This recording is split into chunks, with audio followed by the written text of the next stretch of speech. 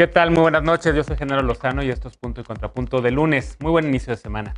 Morena busca que se aprueben las leyes secundarias de la revocación de mandato y también cambiar la pregunta para marzo de 2022, incorporando el nombre, tal cual, del licenciado Andrés Manuel López Obrador en la pregunta. ¿Es esta una buena idea o no? ¿Cómo ve la mesa la revocación de mandato? El regreso a clases presenciales de primarias y secundarias está oficialmente registrado para el próximo 30 de agosto, es decir, ya casi. Y la UNICEF coincide con la necesidad de que millones de estudiantes regresen a las aulas, pero los contagios de COVID-19 van al alza y están afectando a menores con la variable Delta. ¿Será posible un regreso seguro en México? El presidente López Obrador encabezó la conmemoración de los 500 años de la caída de Tenochtitlán ante los españoles con la propuesta de resignificar ese periodo como uno de resistencia indígena. ¿Realmente valen la pena estos eventos en tiempos de COVID o son meros distractores sin sustento, como afirman sus críticos? Quédate con nosotros que ya empieza Punto y Contrapunto de lunes.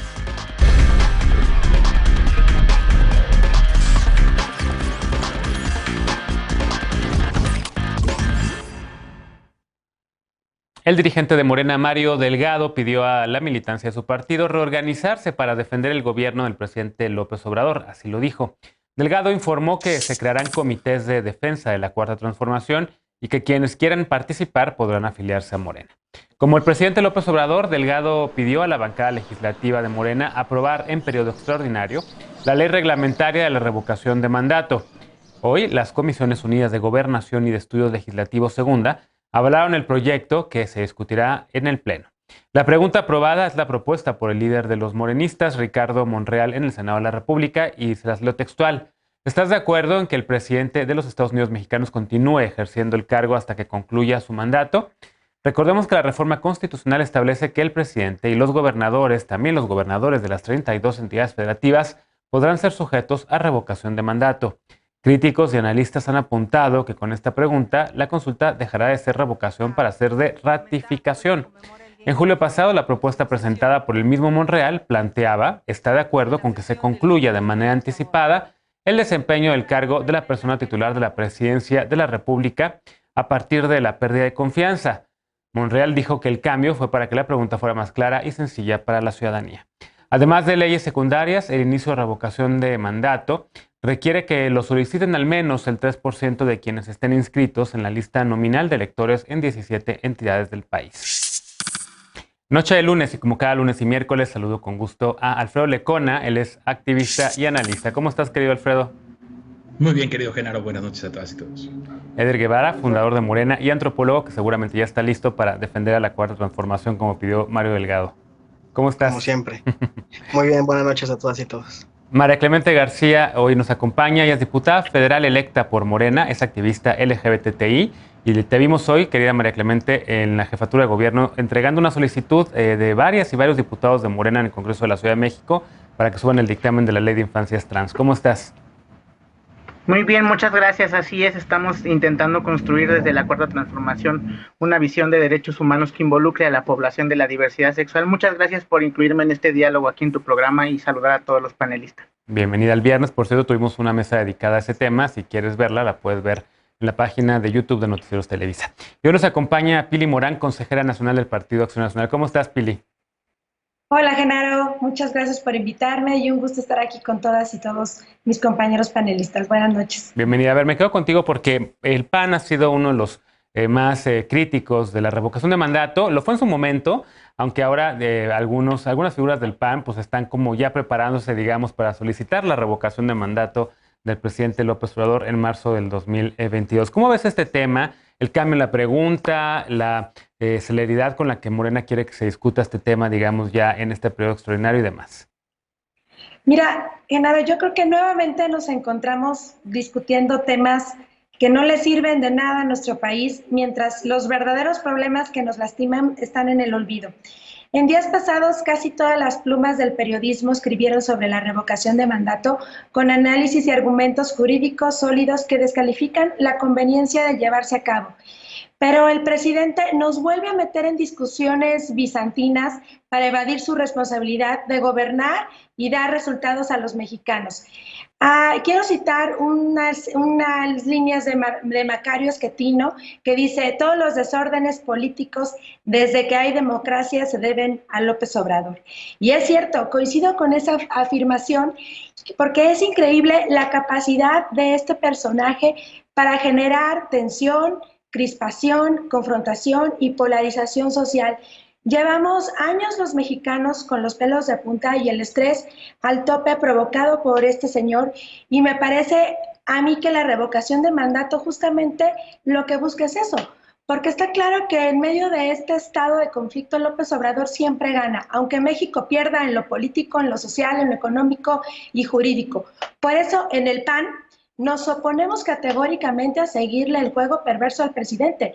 Resulta incomprensible que López Obrador, después de pasar 18 años buscando ser presidente de México, ahora sea él quien pida una consulta para ver si los ciudadanos quieren que se quede a terminar el periodo para el cual lo eligió la mayoría de los mexicanos. López Obrador fue electo para un periodo de 6 años y debe concluirlo de forma responsable. Lo que debemos estar debatiendo es cómo acelerar la vacunación para salir de la pandemia y atender la salud de los mexicanos, cómo hacer frente a tanta inseguridad, cómo reactivar la economía y tantos problemas que lastiman a nuestro país. Me parece, ya para terminar, a los mexicanos nos urge serenarnos y entrar a un periodo de paz y calma, pero creo que al presidente de su partido parece que no convenirles eso y seguirle el juego. A una más de sus ocurrencias y caprichos del presidente podría meter al país en una espiral de inestabilidad política, crisis jurídica y de gobernabilidad. Contrapunto, Eder. Me sorprende mucho que el debate que pretende poner Pili en el centro de la mesa es que Andrés Manuel esté declinando a continuar con su responsabilidad como presidente de la República, o que está generando tensiones en la población desde hace tantos años. Yo creo que si algo nos generó tensiones fueron los dos gobiernos, los dos sexenios fallidos de Felipe Calderón y Peña Nieto, que nos hundieron en la peor crisis humanitaria de este país. Y el tema de que el presidente con más popularidad y con más fuerza de América Latina en este momento y del Caribe, e incluso me atrevo a decir que de todo el continente, está impulsando el referéndum revocatorio, no es porque él se quiera ir, o no es para ver qué tanta fuerza tenga a mitad de su sexenio, es para generar un antecedente, para que si volvemos, por desgracia, a tener un sexenio fatal como el de Felipe Calderón o Enrique Peña Nieto, ya tengamos esta herramienta naturalizada, depurada, probada, y que podamos recurrir a ella para revocar el mandato de estos malos gobiernos, porque es un principio de la democracia. Nuestra Constitución consagra la posibilidad y la potestad del pueblo de México para poner a sus gobiernos y para quitar a sus gobiernos. Entonces, lo único que necesitábamos era la herramienta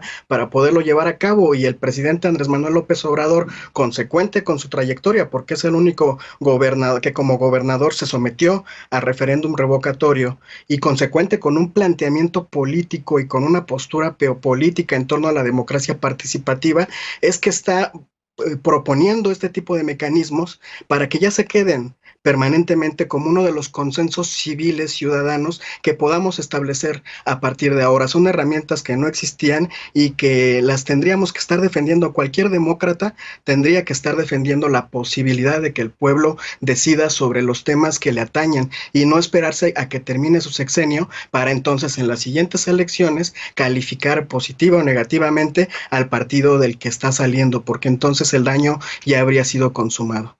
Bien, ¿cómo lo ves, Lecona? Ahí están estas dos posturas, ¿no? Hay quien dice que es un distractor, que no sirve, que hay otros temas que podría llegar incluso a generar más ingobernabilidad en el país, y hay quien dice, no, es un instrumento súper necesario para la democracia. ¿Cómo ves tú la postura? ¿Dónde te encuentras tú más bien con el tema de la revocación de mandato? ¿Y cómo lo ves, cómo lo está fraseando Morena ahora? Porque si tomamos la reciente experiencia, digamos, de la consulta popular, y ya lo platicamos a fondo en este espacio, tú y yo coincidíamos en que buena figura, pero mal, digamos, el llamado al voto no era el más adecuado. ¿Cómo ves en el tema de la revocación de mandato?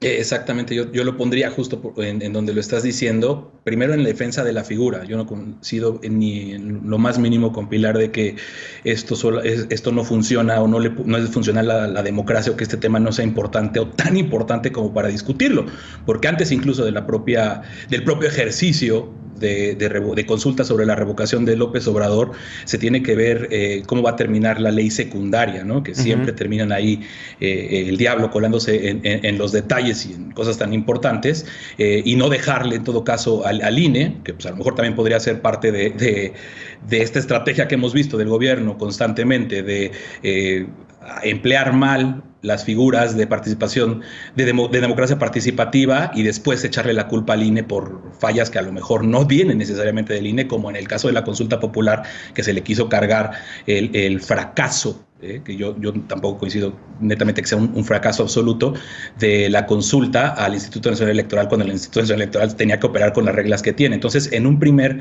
nivel, defender la figura de revocación de mandato. Yo me acuerdo mucho, Genaro, tú también te has de acordar que por ahí de septiembre de 2016 se organizó como un movimiento, una marcha hacia el 15 de septiembre que se tituló Renuncia Ya, ¿no? Donde pedían Peña Nieto. La salida de Enrique Peña Nieto por la tragedia de ese sexenio, y no existía, a pesar de que había una buena discusión, o sea, una buena discusión pública, donde hasta el propio López Obrador entró en defensa de Enrique Peña Nieto, diciendo que tenía que terminar su sexenio con cosas muy similares de las que acaba de mencionar Pilar, por cierto.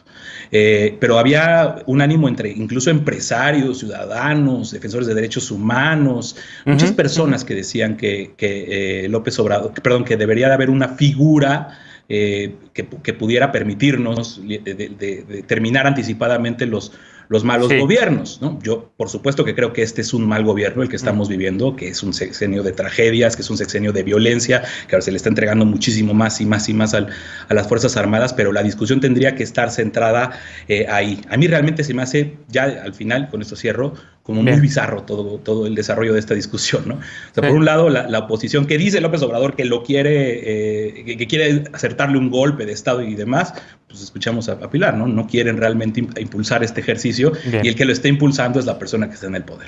Por cierto, el tema que mencionabas del ejército y las nuevas atribuciones ahora también para repartir juguetes, lo discutiremos si les parece mañana.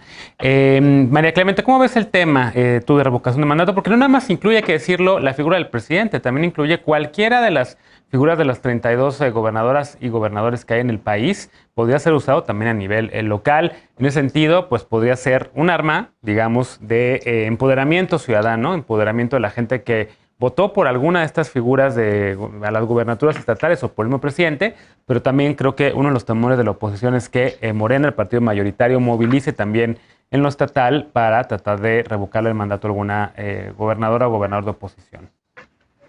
Creo que la democracia participativa, justamente, Genaro, es uno de los grandes triunfos de la Cuarta Transformación. Fíjate que nada más en el continente existen solamente 3 países, curiosamente, que que reconocen el derecho a la revocación de mandato, y curiosamente son Venezuela, Ecuador y Bolivia, ¿no? Creo que es una lectura errónea y malintencionada que la revocación del mandato tenga una intención de reelección, ¿no? Cuando en realidad es totalmente un ejercicio de democracia participativa. En ese sentido, no podemos permitir que la oposición pervierta estos mecanismos y los utilice pues para generar una narrativa negativa en la que se trate de no involucrar al pueblo. A ellos les conviene la apatía, ¿no? Porque ellos pues lo que quieren y lo que consideran es tener de nuevo el control para seguirse sirviendo del Estado, ¿no? Mexicano, como lo vinieron haciendo durante tantos años. Creo que debemos de encabezar, justamente como nos mandató Mario Delgado, a los militantes de Morena, salir a defender al presidente Andrés Manuel López Obrador, porque nos enfrentamos todavía a muchos poderes fácticos que siguen tocando muchos intereses, ¿no? No podemos permitir que la ciudadanía no esté involucrada. Eso es lo que ellos quisieran, que la ciudadanía esté involucrada, como estuvo mucho tiempo ausente y no se le permitió permanecer involucrada en el ejercicio de la democracia para poder hacer todas las atrocidades que hicieron. Y hoy argumentan muchas cosas, argumentan que se pretende hacer una ratificación, que no hay que movilizarnos, quieren desmovilizar, incluso también dicen sobre los costos de las consultas. Yo nunca vi quejarse del costo de 2.400 millones de pesos que tenía un avión presidencial, pero sí se quejan de 500 millones de pesos que cuesta una consulta o que volverá a costar. En ese sentido, creo que tenemos que defender este triunfo que es la democracia participativa, que el pueblo mande, que sea el pueblo el que decida, y en ese sentido tenemos que seguir defendiendo a la Cuarta Transformación y pues tener que defender defender este triunfo que es la democracia participativa. Yo sé que la derecha y el conservadurismo no quiere que el pueblo participe, que el pueblo no hable. Eso es lo que quisieran, que estén guardados en sus casas, mientras no, México demanda que el pueblo siga participando. Bien, pues es un tema al que le vamos a dar seguimiento también a lo largo de las próximas semanas y meses. Eder, por favor, finaliza con el comentario de este bloque. Ya estamos arriba de tiempo, pero rápido, por favor. Rápido, en la nota hablaban del llamado que hace Mario Delgado para sacar adelante como militantes de Morena el referéndum, pero también hablaban de comités y de afiliación. Son dos temas completamente distintos. Morena ya va a iniciar la organización del partido con arreglar el padrón, y otra cosa es el llamado que hacen a que colaboremos con sacar el tema del referéndum ratificatorio. De acuerdo, si quieren también, les había propuesto la semana pasada, me parece, una mesa sobre por qué afiliarse o no, o desafiliarse a distintos partidos políticos, a propósito de varias de sus compañeras y compañeros que se han salido de un partido o se han ido a otro. Martín Vivanco, por ejemplo, que se fue del PRI a Movimiento Ciudadano, o Veloz, que se salió de Morena, o por el otro lado, quienes llaman justamente a afiliación de nuevos partidos, y el PAN, que está también, digamos, en la cuerda floja porque ha ido perdiendo militancia, y creo que está básicamente en sus números más bajos de tiempos, de todos los tiempos, me parece. Hacemos una pausa y al regresar, el regreso a clases está programado para el 30 de agosto, ya a la vuelta de la esquina. El presidente ha dicho que no será obligatorio, pero Naciones Unidas, la UNICEF, llama a los padres y madres a que los menores y las menores vuelvan a la escuela. ¿Qué opina de esto la mesa? ¿Es posible o no un regreso seguro a las aulas aquí en México? Regresamos con esto, punto y contrapunto, no te vayas.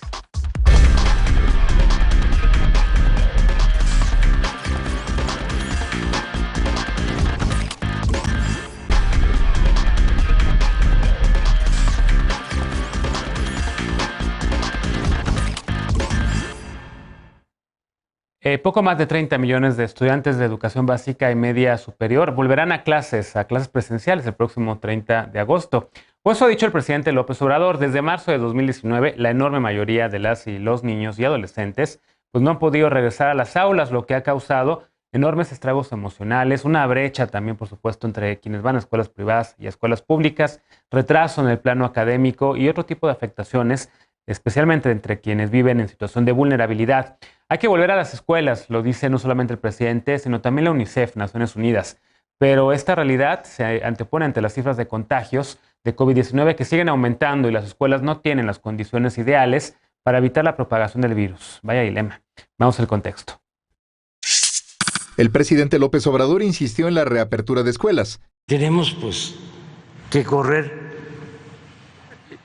ciertos riesgos como todo en la vida.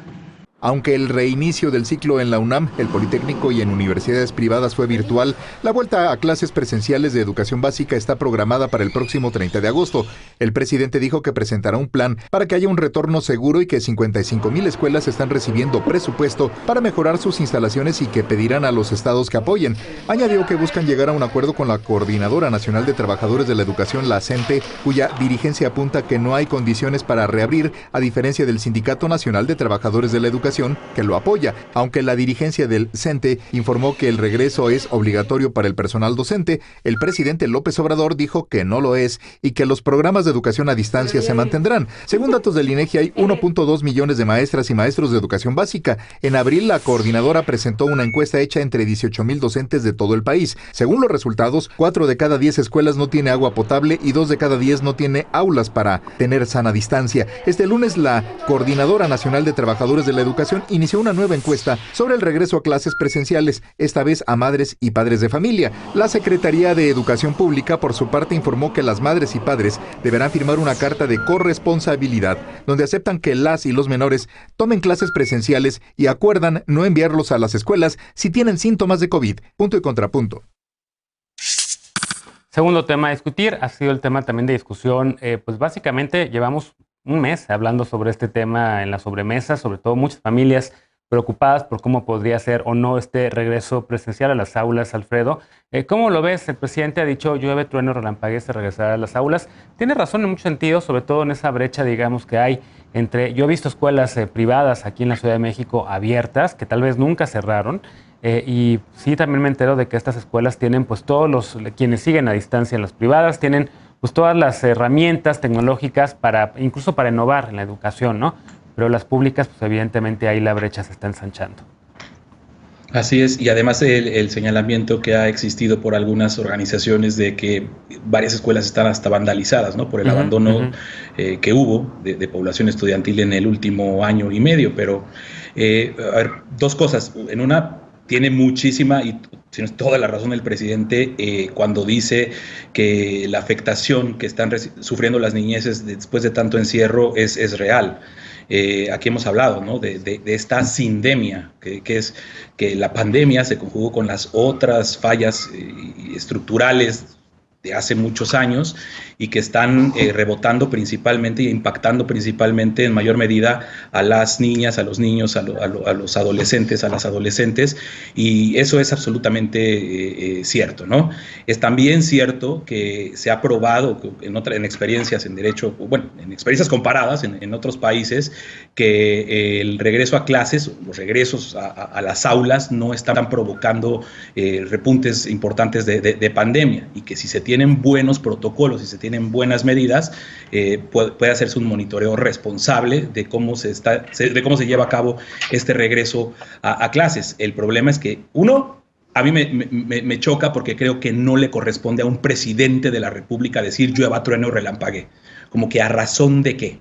Menos en un ambiente de pandemia, en una situación como la que estamos viviendo. Nada más hay que ver los datos que están saliendo, no solo del impacto de Delta ya en el aire desde hace ya varios meses, sino la variante Lambda, por ejemplo, ¿sí? Que ahora aparece de Sudamérica, que varios estudios están demostrando que la vacuna no la combate, no la resiste, ¿no? Burla la inmunidad de esta variante. Entonces, en un ambiente de pandemia, en escenarios como los que estamos viviendo, creo que no caben esas frases de llueva, trueno, relampague, porque no sabemos cuál va a ser la realidad o el comportamiento de la pandemia después, ¿no? Entonces, creo que esto aparte armoniza, y hablaremos en el siguiente bloque, con esta necesidad del presidente de ver que se vea normalidad, de que la gente salga a las calles y que pues sencillamente no creo que quepa específicamente en el caso de niñas, niños y adolescentes, porque también vimos la semana pasada al presidente burlarse, leyó mal ahí al vuelo en la mañanera esta nota del periódico El Universal, que hablaba de que en este mes están habiendo un promedio de 250 contagios de niñas y niños, y la respuesta del presidente burlona fue, pues son muchísimos, ¿no? O sea, pues, ¿por qué están resaltando eso? Claro. Diciendo, pues es como si fuera un golpe, pues no. Sí. Se está demostrando que no solamente están siendo más susceptibles los menores de edad de esta nueva variante, de estas variantes, sino que además no es cosa menor ni la pasan nada bien. Sí, los menores. Han salido varias informaciones de que la Delta le está pegando muy fuerte a los niños, ¿no? En América del Norte principalmente. Y la infografía está infame que mantiene, no sé por qué, el gobierno de la República en su cuenta de Twitter, donde dice que no es cierto que los menores sufran perjuicios por COVID. Es absolutamente ridículo. María Clemente, regreso a clases presenciales, urgencia, ¿cómo hacer este regreso a clases seguro? Pues fíjate que el regreso creo que tiene que darse, porque hay una cifra aquí muy importante que les quiero compartir. Justamente del programa Aprende en Casa, que tuvo un universo de atención a 32 millones de usuarios, solamente de ese 12.5 millones utilizaron, por ejemplo, la plataforma de aprender a través de la TV abierta. Todo el resto fue por otro tipo de mecanismos que también estaban preestablecidos en el sistema Aprende en Casa. Pero lo grave de la situación es que no todas las personas tienen las herramientas o acceso a las herramientas para poder acceder a la educación a distancia. De esto se demuestra que, por ejemplo, tengo la cifra aquí, que de esos 32 millones de atención que tenía el programa Aprende en Casa, 2.58 millones abandonaron la escuela, que son en sistema básico, ¿no? Esto es casi el 10% de la población de educación primaria, secundaria y de educación preparatoria. Y 305,000 personas abandonaron su educación superior, lo cual habla de casi el 8%. Entonces estamos hablando que del 8 al 10% de la población que estaba inscrita en los servicios de educación pública pública en México abandonaron sus estudios por no poder completar o tener las herramientas de acceso para poder acceder a educación a distancia. Por eso creo que sí es importante para poder recuperar a todas estas personas que han abandonado sus estudios a partir de la pandemia, y también recordar que el programa Aprende en Casa es uno de los programas pocos a nivel mundial que se crearon ex profeso a partir de la pandemia para poder tener acceso a la educación en los lugares en donde era muy difícil hacerlo a partir de educación a distancia. Entonces, recuperar una educación presencial es inminente para que este 8 o 10% que desertó por no tener las herramientas pueda hacerlo. Además de que decir que este regreso a clases no solamente es una ocurrencia, sino que hay un programa de manera escalonada que se dividirá en 3 subgrupos. Uno irá de lunes a martes, uno de martes a jueves y un tercero que tendrá otras herramientas, ¿no? Para ocupar los espacios educativos de manera presencial, es decir, es de manera escalonada, sí. No van a ir todos al mismo tiempo, y creo que es muy necesario que se regrese a clases para que las niñas, niños y adolescentes de este país y también las personas de educación superior que no cuentan con las herramientas puedan ocupar los espacios y regresar a clases y no permitir esta deserción que se está dando. Sí, personal educativo, por cierto, ya ha sido vacunado mayoritariamente en México con la vacuna CanSino, pero sí, estudiantes todavía evidentemente de primarias y secundarias, pues todavía no, y eso también pues pone, digamos, es uno de los dilemas a los que se enfrenta tanto la Secretaría de Educación Pública como la Secretaría de Salud. Por cierto, la cuenta de UNICEF en español, de la Agencia de Naciones Unidas para la Infancia, tiene un mensaje a los gobiernos de todo el mundo y dice: la reapertura de las escuelas no puede esperar. Eder Guevara, ¿cómo ves este tema? Sí, me parece bien complicado el papel de una oposición progresista frente a un presidente libertario que además está siguiendo los signos de los tiempos en esta situación con las vacunas hacia infancias y la reapertura de las escuelas. Hay un montón de factores que respaldan la decisión del presidente López Obrador de ya abrir las escuelas. Ya decía Alfredo las tensiones que hay por las violencias que de manera sistemática han ocurrido en este país. En 2018, iniciamos el 2018 siendo el primer país con abuso sexual infantil del mundo. O sea, sí es un tema urgente el que se pueda despresurizar la circunstancia familiar, porque también son las mujeres quienes más pagan la carga triple, cuádruple que la pandemia generó, porque las infancias están siempre dentro del hogar,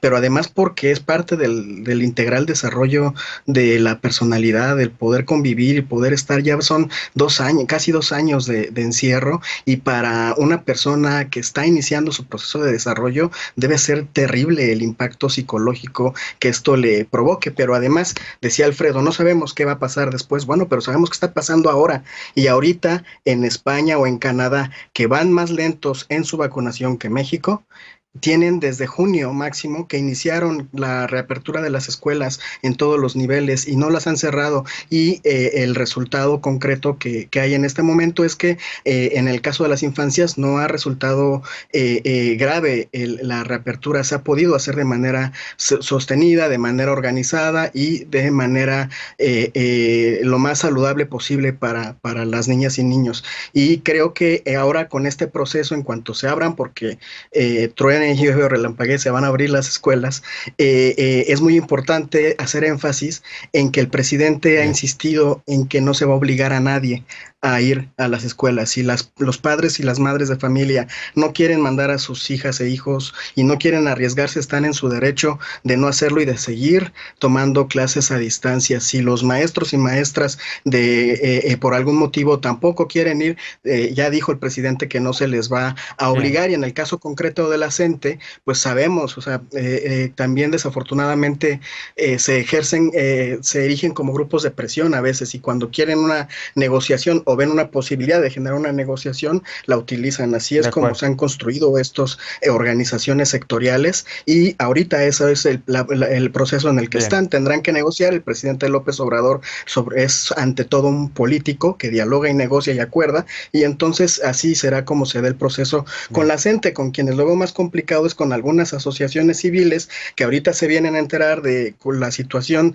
cada vez menor de escuelas que sí están en pésimas condiciones, que antes eran muchas malas escuelas, pero que en el 2018 y antes apoyaban la reforma educativa de Peña Nieto. Entonces, ahí hay otros grupos de presión que de otra manera también están tratando de hacerse presentes. ¿Cómo lo ves, Pili? Esta idea de que sea una especie de autogestión de las distintas comunidades, que sean los padres y madres de las distintas escuelas y personal docente quienes decidan personalmente si regresan o no, ¿te parece adecuada? Yo he visto entre varias escuelas, digamos, de las que veo privadas, abiertas, pues muchas de la comunidad judía que también de repente pues toman sus decisiones de manera autogestionada y pues decidieron reabrir presencialmente, ¿no? ¿Cómo lo ves?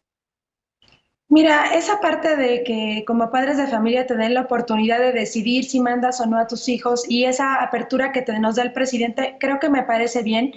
Yo personalmente estoy de acuerdo en el regreso a clases presenciales, pero sí te quiero comentar que lo que me preocupa mucho es la insistencia del gobierno en retornar a las clases sin que haya ninguna claridad en la estrategia. Mis dudas surgen a partir de las experiencias previas. El gobierno está siguiendo los mismos pasos que dio con el combate al huachicol, con la puesta en marcha del INSABI, con el mal manejo de la pandemia, la seguridad, la economía, es decir, sin estrategia, sin diagnóstico, sin planificación, sino me parece que los niños se van a la escuela a puras ocurrencias e improvisaciones. El regreso a las aulas no es lo que está en debate, sino las condiciones en las que se regresa, las formas, los tiempos. Me parece que es fundamental, es cierto, el apoyo de las y los maestros para resolver las dudas de los estudiantes, pero sobre todo, como lo comentaban mis compañeros, la interacción social de los mismos. Yo tengo un niño de 12 años ya entrando a la adolescencia y de verdad ha sido muy complicado tenerlo en casa. Sin embargo, el proceso de vacunación sigue estando muy retrasado. El estado físico de las escuelas que fueron literalmente abandonadas durante un año y las medidas sanitarias me parece que no son las adecuadas ni suficientes. La vacunación se ha manejado más como un medio de control político para generar la percepción de que el gobierno nos hace un favor al aplicarnos la vacuna y no como un asunto de salud a la que todos tenemos derecho. Por lo que no se consideró la aplicación de las vacunas en los estudiantes mayores de 12 años, que creo que me parece importante. Situación indignante cuando nos enteramos que hay 19 millones de vacunas almacenadas y sin ser aplicadas y tal vez echándose a perder. Sin embargo, apresuraron a los docentes y a los padres de familia a que preparen las escuelas. Me tocó ver a mamás, a profesores limpiando las escuelas, pero sin prestarles ningún apoyo ni informar cómo se resolverá la complejidad que implica el retorno a las aulas. Bien. Bueno, ya para terminar, en el ánimo de los padres de familia existen grandes dudas y desconfianza de enviar a los niños a la escuela y más me parece insultante hacernos firmar una responsiva en la que el gobierno se deslinda de su responsabilidad de cuidar la salud de todos los mexicanos y endosarle a los padres de familia esa responsabilidad. En pocas palabras, el gobierno se lava las manos. Esa parte sí me parece un insulto. Creo que esa carta no se debería de estar pidiendo que se firmara. Me parece que hay también ahí está el tema de vacunación a personas adolescentes entre 12 y 18 años. Otros gobiernos también lo hemos discutido en este espacio ya. En Europa, en Estados Unidos, en Canadá se están aplicando vacunas, sobre todo las de mRNA. Hay una preaprobación. Exactamente. Hay una preaprobación también de COFEPRIS, ¿no? Me parece. Sí. María Clemente, después para cerrar, Alfredo, y rapidísimo, por favor. Solamente acotar aquí a la audiencia que imagínense si a Pili Morán le ha costado trabajo la educación a distancia de su niño de 12 años, imagínense a una mujer que tiene 5 hijos, que vive en la sierra, que tiene un salario mínimo, y yo nada más hacerle una pregunta a Pili. ¿Tu hijo estudia en una escuela de educación pública? Y si es una escuela de educación pública, ¿en cuál es que sea correspondiente a un gobierno estatal o federal? Para que veamos desde dónde tú te enuncias y desde dónde tú pides que no haya un regreso a clases a partir de esta estrategia. Para es que yo no estoy pidiendo... Yo no estoy pidiendo que no haya un regreso a clases, yo estoy pidiéndole al gobierno que se dé el regreso a clases, pero que se den las condiciones para regresar a los niños a la escuela, que realmente se haya una estrategia y que se le dé atención a las escuelas y al sector educativo. La estrategia yo lo acabo de decir, es escalonada en 3 puntos. Está bien. Y unos irán de lunes a martes, unos de miércoles a jueves y otros que tendrán otra estrategia en la que además las personas pueden ser responsables de decir si quieren o no, sí, y pero, si no los que por quieran ejemplo, pueden seguir utilizando A mí me gusta el escalonamiento, María Clemente, pero ¿les van a estar haciendo pruebas a las niñas y a los niños cada semana, como están haciendo en otros lados? Porque de repente en Europa esa fue la pinza que les faltó. No les hacían pruebas a las niñas y a los niños.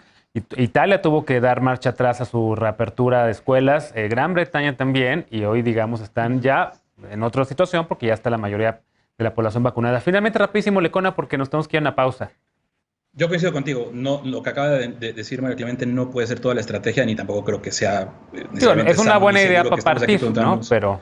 Sí, preguntando aquí a qué escuela van tus hijos, ¿no? Pero bueno, en honor a la verdad, datos que se dieron. Eder dijo que España está más atrasado que nosotros en vacunación. Eso es falso. 62% de la población, casi 63% con esquema completo. En México no llegamos ni al 50% con esquema completo. No, se presume menos del 30. Como con una sola dosis, menos del 30. Pero lo presumen, ¿no? Como al menos una dosis. En México se han administrado diferente a cómo se está haciendo. Y la otra es que no olvidemos, porque no lo mencioné en su momento, pero ya hemos hablado acá, no olvidemos. Sí, Eder, pero ese comparativo, perdón, a una pausa, Alfredo. El comparativo que está haciendo Eder es México tiene una población de 130 millones de habitantes casi, España pues muchos menos. España sí ha vacunado a 110 personas por cada 100 habitantes, México está en 58, algo así es la última cifra. Esquema completo, menos del 30%. Una dosis, creo que sí ya va por ahí del 50 y pico %. Así sí estamos atrasados, ¿no? En términos absolutos. Ultimísimo, la otra consideración, Genaro, de volada, es que también ya le hemos debatido acá, es la orfandad. Recordar que México es el país que más... A ver, lo recuperamos el miércoles porque ya estamos 4 minutos arriba de este bloque. Perdonen, déjenme hacer una pausa. Tenemos que irnos a la pausa para regresar con el último bloque de la noche. Tema sugerido, por cierto, por Eder. El viernes, una ceremonia encabezada por el presidente López Obrador. El gobierno de México busca cambiar la narrativa. Ya no son 500 años de conquista del Imperio Mexica, sino ahora de resistencia indígena. Esto es un cambio, evidentemente. ¿Qué opinan los panelistas? ¿Caída, resistencia, conquista o reflexión? Regresamos con esto, punto y contrapunto. No te vayas.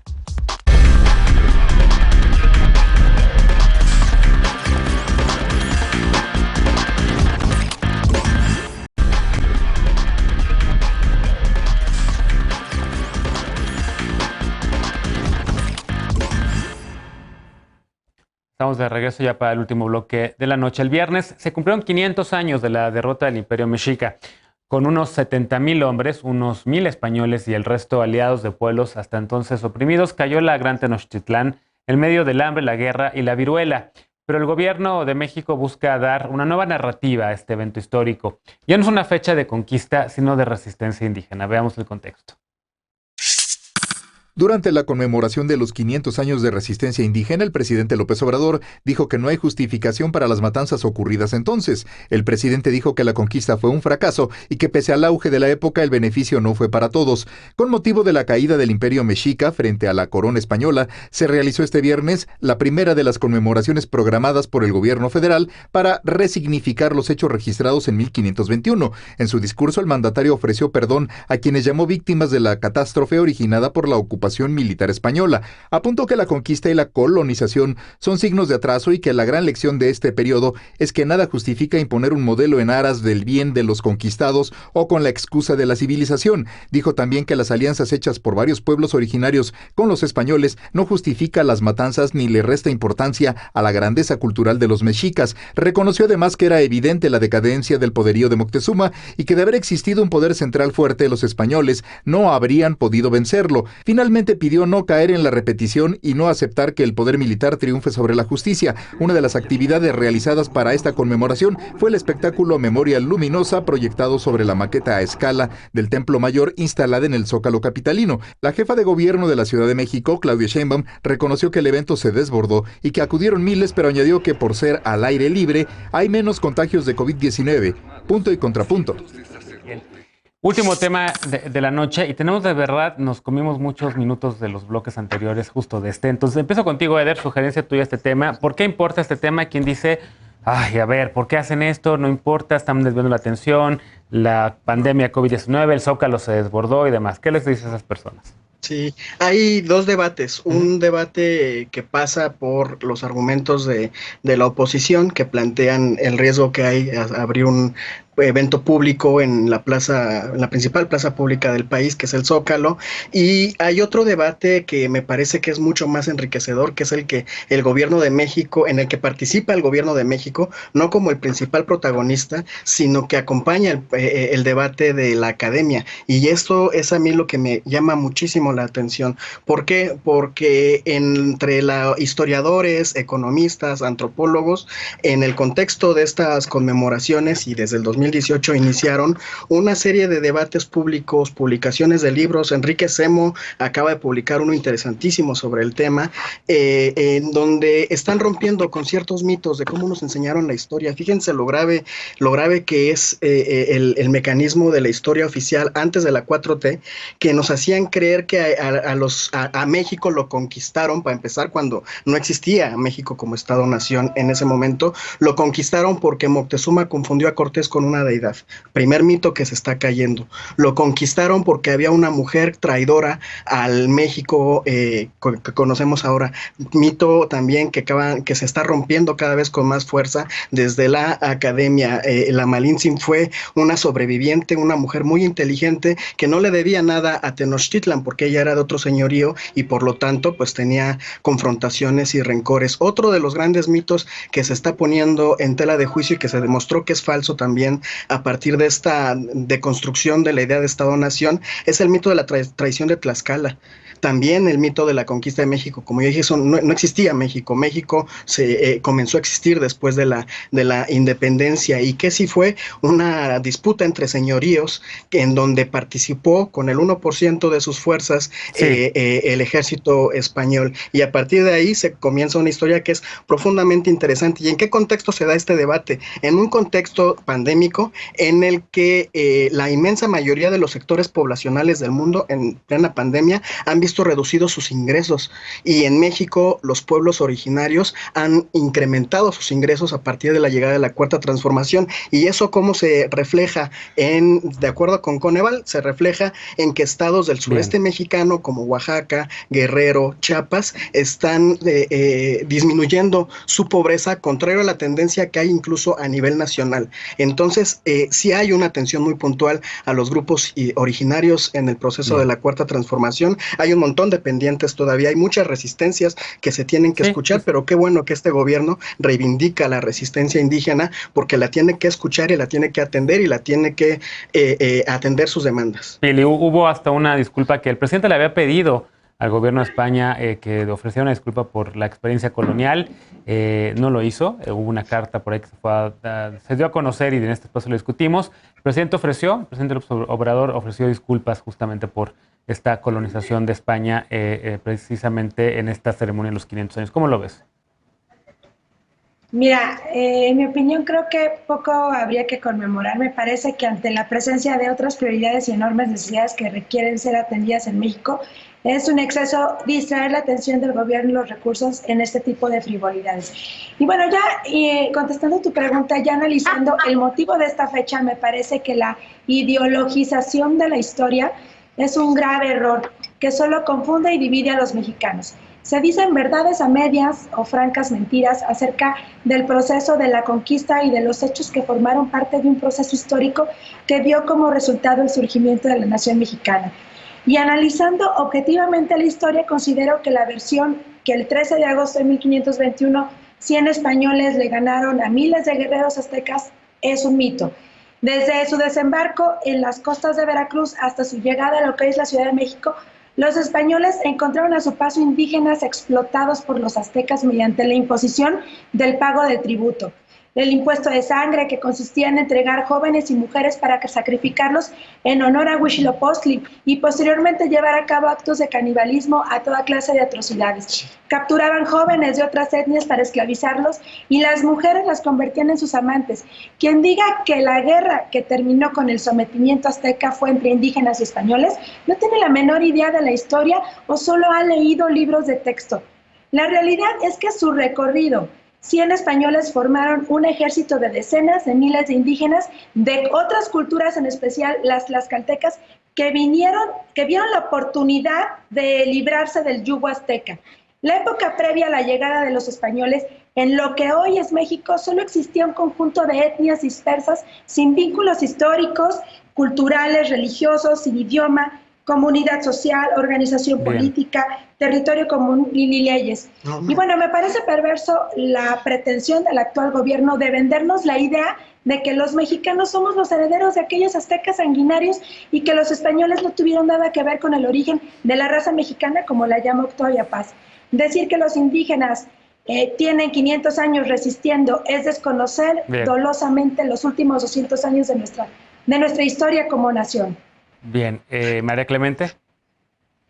Pues mira, me parece risible, ¿no? Por eso me carcajeé cuando Pili lo dijo, que le parezca que esto es una frivolidad.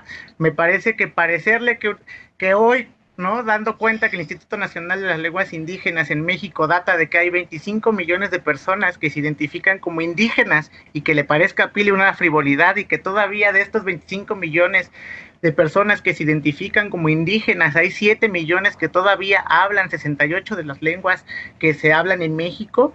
Me parece la ideologización de la historia. Dije la frivolidad, la ideologización de la historia. La historia de resistencia de más de 25 millones de personas que aún viven en México, me parece risible, me parece indignante la postura que acaba de manifestar Pili Morán, la postura del PAN en este programa, porque justamente lo que estamos buscando es la reivindicación de que hay un México, de un país multicultural, en donde no solamente existen las personas como Pili Morán, existimos las personas como María Clemente, cuyos abuelitos y como tatarabuelos justamente tienen un origen indígena, ¿no? Un origen en el campo, un origen a través de otras culturas, que nos curamos a partir de otro tipo de medicinas y que seguimos existiendo y viviendo y resistiendo para resistir nuestras culturas a partir de esta realidad. A pesar de la selva de asfalto, a pesar de todo eso, seguimos aquí resistiendo, y yo creo que hablar de 500 años de resistencia me parece que se buscó justamente resignificar la idea de conquista, ¿no? A partir de una dominación,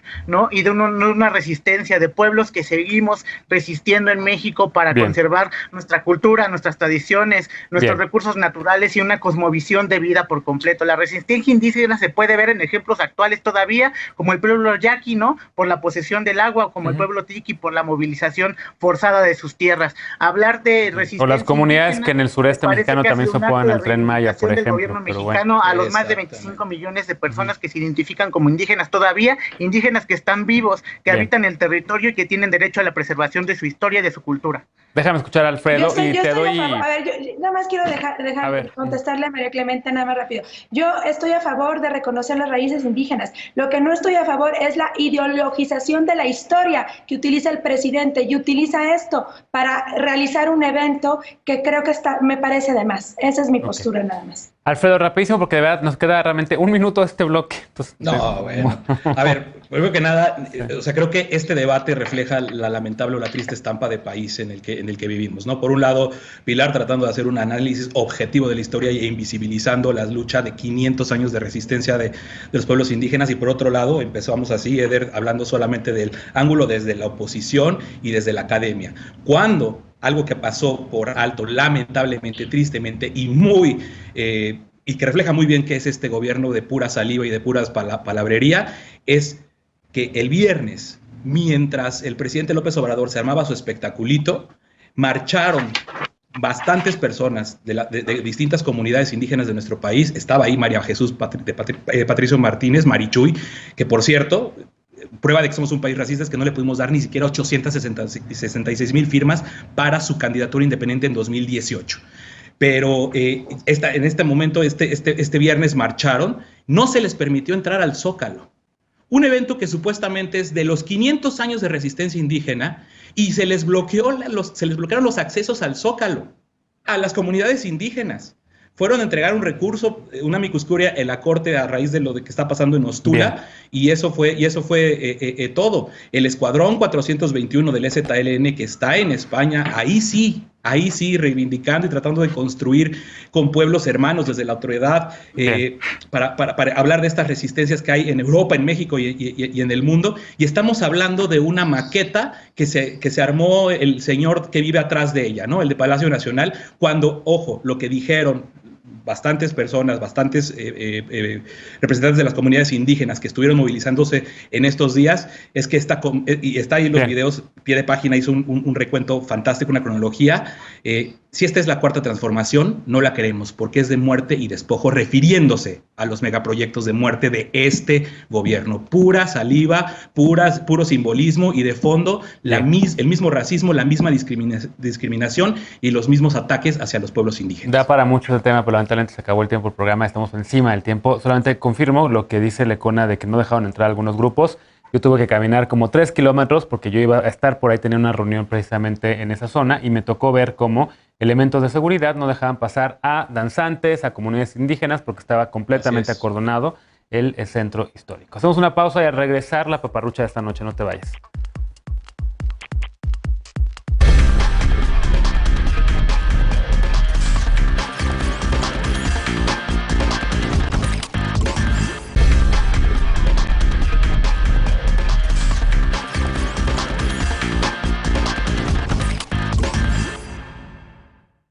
Ya volvimos para irnos con la paparrucha de esta noche. Es necesaria una tercera dosis de la vacuna contra la COVID-19.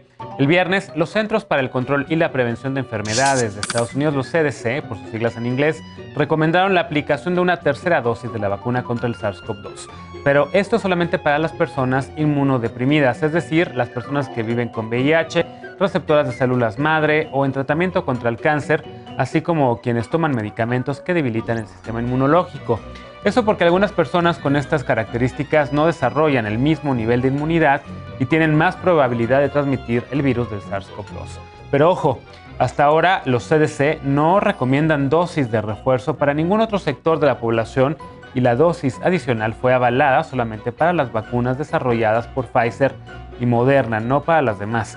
Estaremos muy atentos a la implementación de esta medida allá en Estados Unidos y ya veremos si se replica también en otros países, incluido por supuesto México. Mientras tanto, no caigas en paparruchas y en desinformación. Recuerda que la mejor vacuna es la que hay y que la mejor forma de prevenir contagios es lavándote las manos bien y con frecuencia, manteniendo la sana distancia, ventilando espacios cerrados y no ventilados, utilizando cubrebocas en ellos, en transporte público y en reuniones. Gracias por habernos acompañado esta noche. Soy Genaro Lozano. Nos vemos mañana en punto de las 11 para un nuevo punto y contrapunto. Gracias, Pili. Gracias, Eder. Gracias, María Clemente. Y gracias, Alfredo. Nos vemos por acá pronto. Cuídense mucho.